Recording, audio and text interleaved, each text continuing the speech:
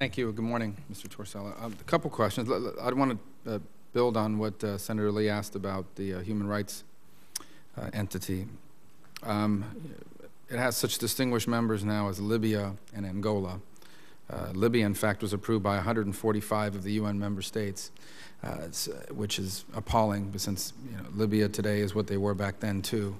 So really the question is, when the U.S., when this administration made the decision to join the Commission, you stated earlier, and I get the point you're trying to make, that you're not on the table, you're on the menu. The counter-argument to that, however, is that joining it gives this organization or this entity legitimacy, that in essence it makes it look like a real organization when in fact it appears to be largely a collection of human rights abusers for the most part. So Mike, obviously you don't agree with that assessment. I would hope you can expound further on why it's important that we are a member of that.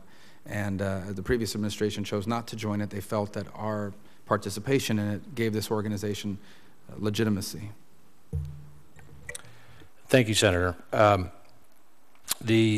again, I want to be careful not to speak to decisions that I wasn't a part of, or to suggest that decisions will be only in my portfolio. But the administration's view of vigorous engagement is the guiding principle, and has been the guiding principle across the board, that with that engagement comes the opportunity to be a critic when that's appropriate, and that's easier to do and easier to do effectively when we're around the table. Now, I know that there are strong critics of the Human Rights Council, and I believe people of goodwill can disagree on this. There are strong critics of the Human Rights Council, though, who are glad that we're there to stand up as we do. And there have been a number of votes that have been won or in the past lost by a margin of one, where there would have been some difference if we weren't involved. It is clearly, I don't want to even for a minute suggest that it's an institution that is living up to what the hopes of the UN founders might have been.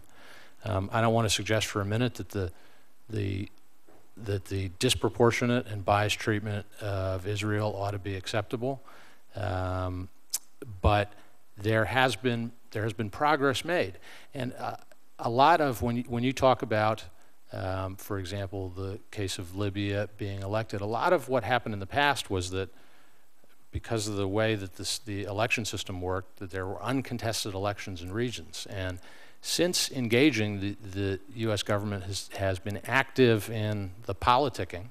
And I think you saw in the expulsion of Libya from the Human Rights Council in a historic first, maybe I hope one of the fruits of that policy. So I would argue that we ought to continue to use our voices and our votes, and as I say, we will not win all those fights, but we will win more than if we weren't there.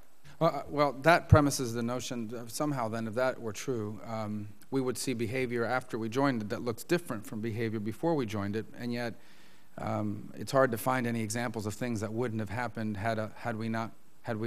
because we joined. In essence, things that we prevented from happening. For example, the Council still has not addressed human rights violations in China, in Cuba, in Iran, and other places.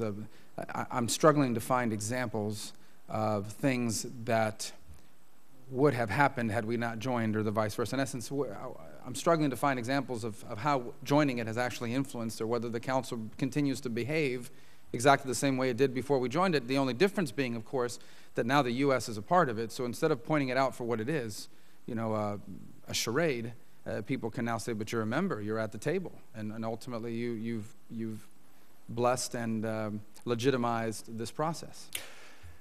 Senator, I'd like to take the particulars of the cases you raised for the record and get you some further information, but generally say I do believe that there are differences. Where on the spectrum they are between what the unacceptable reality is and where the ideal ought to be, I think we can both agree they're at the real low end.